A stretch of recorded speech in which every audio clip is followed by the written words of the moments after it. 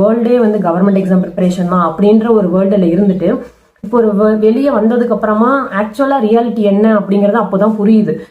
Every coin have two sides அப்படின்னு சொல்லுவாங்க இல்லையா, அந்த மாதிரி நம்ம கவர்மெண்ட் எக்ஸாம் ப்ரிப்பரேஷனுக்குள்ள வரோம் அப்படின்னா அதுலயுமே ஒரு 2 சைடு இருக்கு.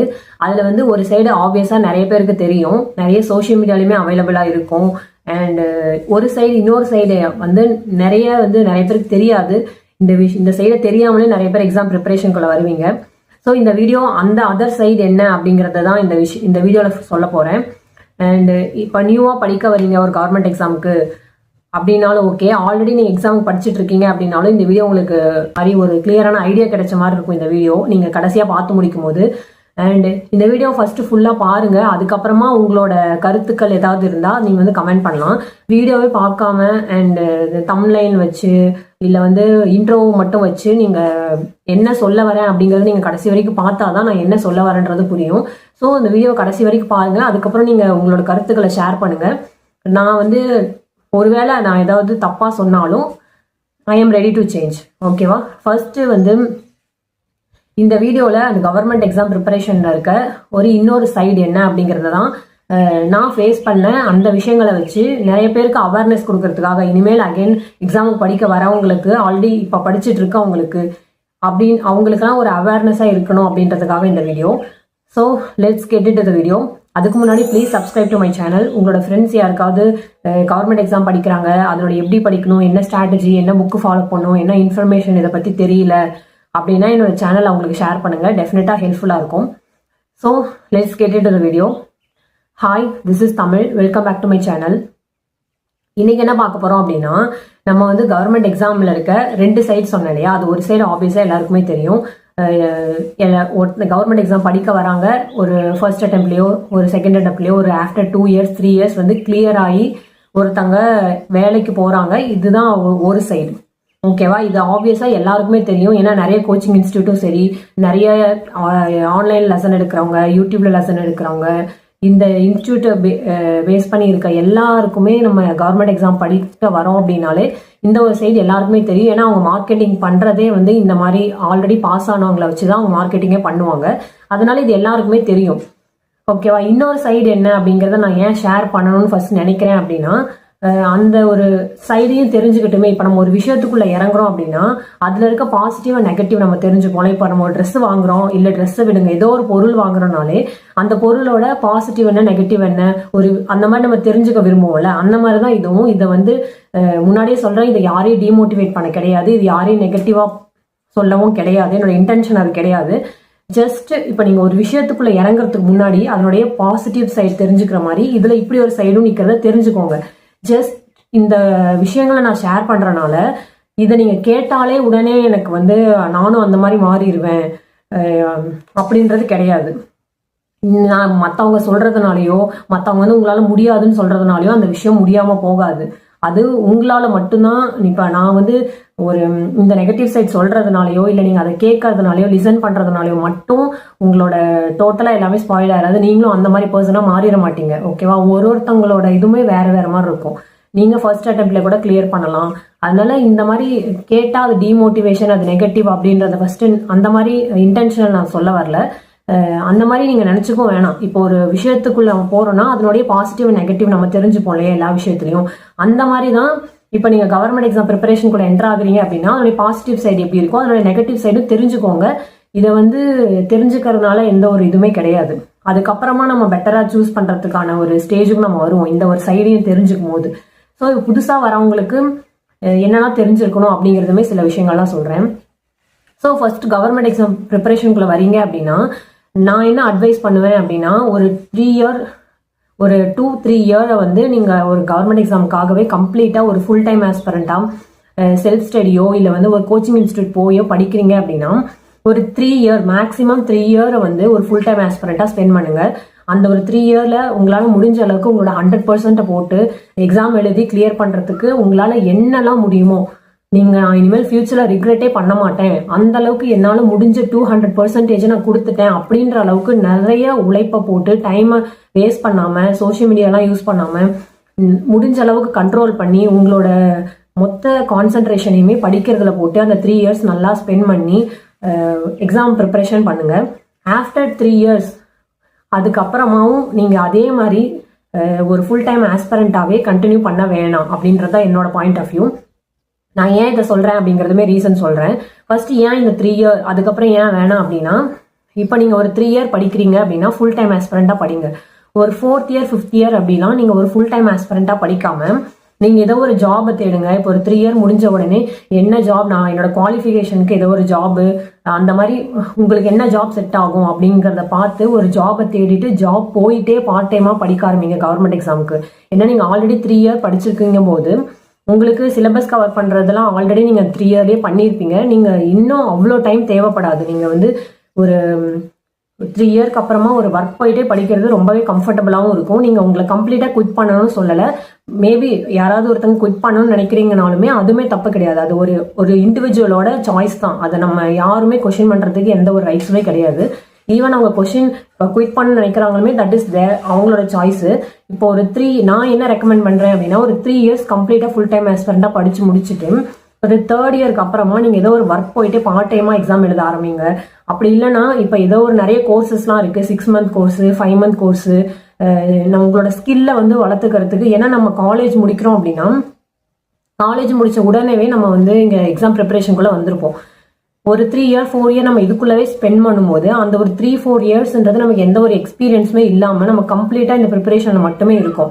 நம்ம அந்த ஸ்கில்லை வளர்த்துக்கிறதுக்கு ஏதோ ஒரு கோர்ஸுமே போகிறது இல்லை, கம்ப்ளீட்டாக இந்த ஒரு எக்ஸாமில் மட்டுமே ப்ரிப்பேர் பண்ணுறனால நீங்கள் ஒருவேளை 4 இயர்ஸ் 5 இயர்ஸ்க்கு அப்புறமா நீங்கள் குவிட் பண்ணணும்னு நினச்சாலோ இல்லை வந்து நான் வேலைக்கு போயிட்டே படிக்கிறேன்னு நினச்சாலுமே அந்த ஒரு 5 இயர்ஸ் கேப் ஏன் வந்துச்சு அப்படின்ற கொஷின் ஃபஸ்ட்டு வரும்.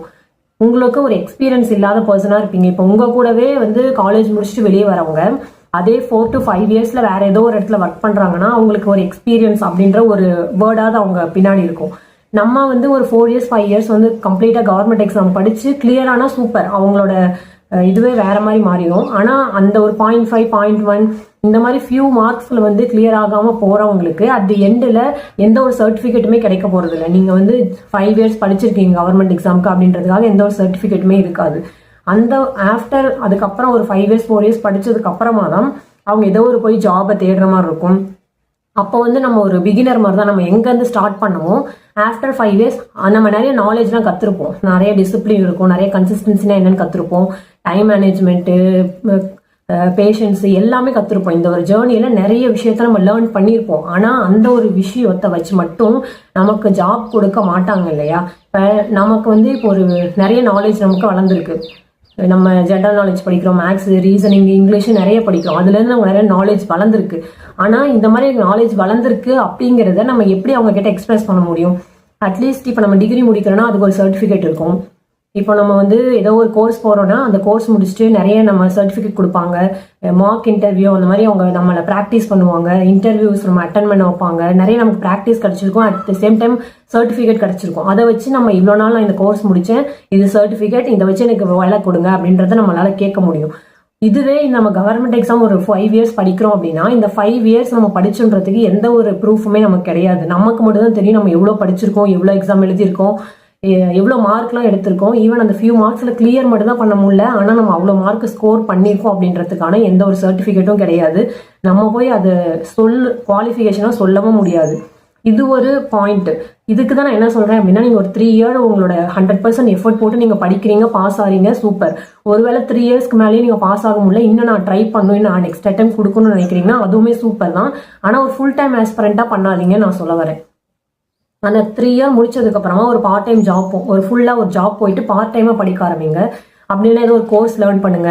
ஒருவேளை நீங்கள் வந்து அந்த ஒரு இடத்துல குவிட் பண்ணணும்னு ஒரு 5 இயர்ஸ்க்கு அப்புறம் நினைச்சா கூட உங்களுக்கு ஒரு பேக்கப் பிளான் இருக்க மாதிரி ஒரு ஃபீல் ஆகும். அப்புறம் இப்போ நியூவாக வரவங்க, நியூ ஆஸ்பிரண்டாக மாறுறவங்களுக்குலாம் என்ன சொல்லுவேன் அப்படின்னா, நீங்கள் வந்து பிளான் ஏ அப்படிங்கிறது நீங்கள் ஒரு கவர்மெண்ட் எம்ப்ளாயாக மாறணும் அப்படிங்கிறது உங்களோட ஒரு பெரிய கோல் அப்படின்னா அந்த கோலை அச்சீவ் பண்ணுறதுக்கு நீங்கள் எக்ஸாம் படிக்க வர்றது எல்லாமே சூப்பர்.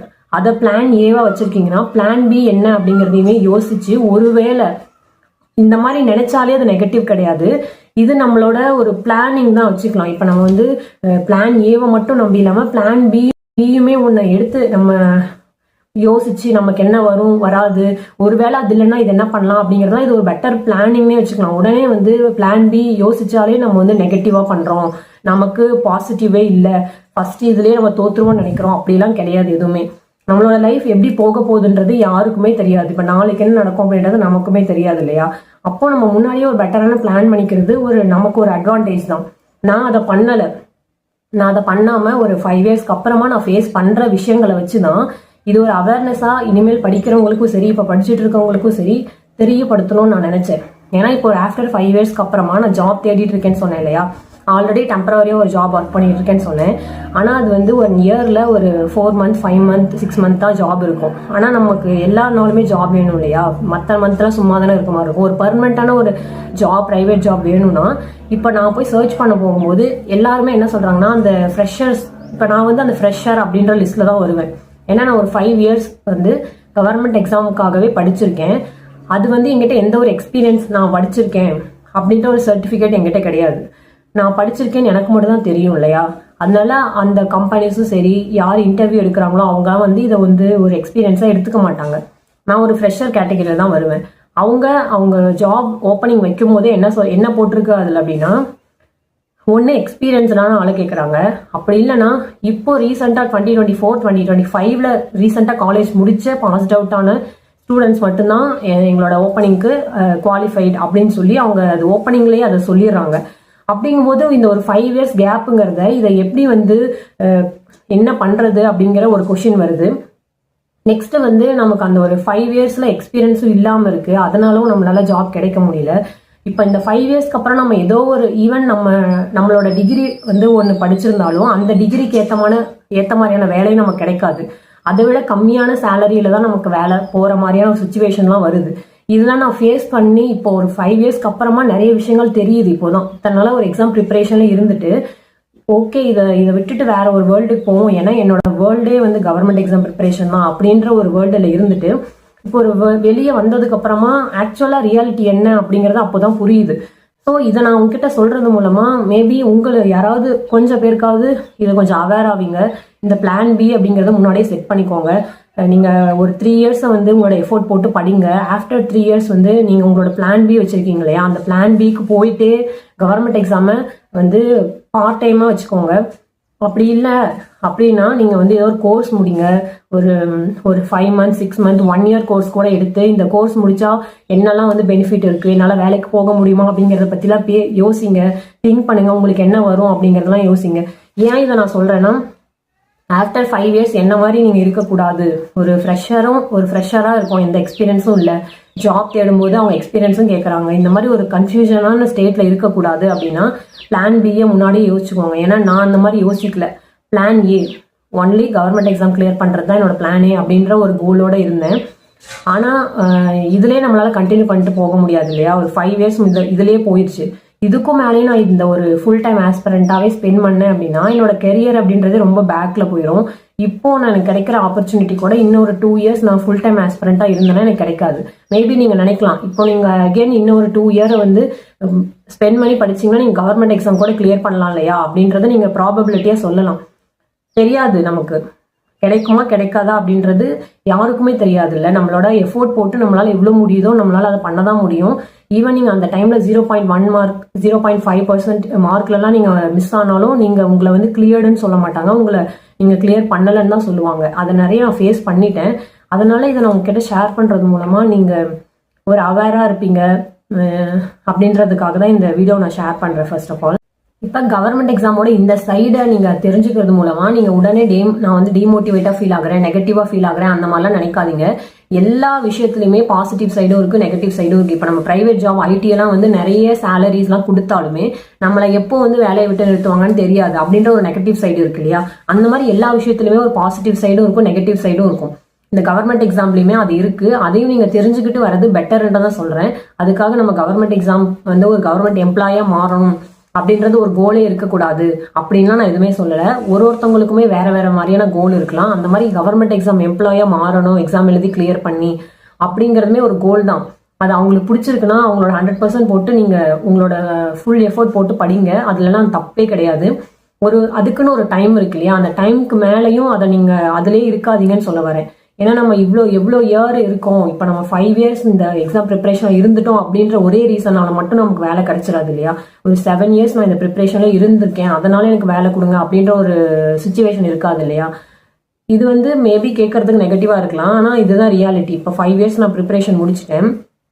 இப்போ வந்து ஒரு ஜாப் போறேன் அப்படின்னா நான் வந்து இவ்வளோ எனக்கு படிச்சிருக்கேன், இவ்வளோ எனக்கு தெரியும் அப்படிங்கிறத என்னால் சொல்ல முடியாது. ஆனால் அவங்க கேட்குற குவாலிஃபிகேஷன் வேற மாதிரி இருக்கும்.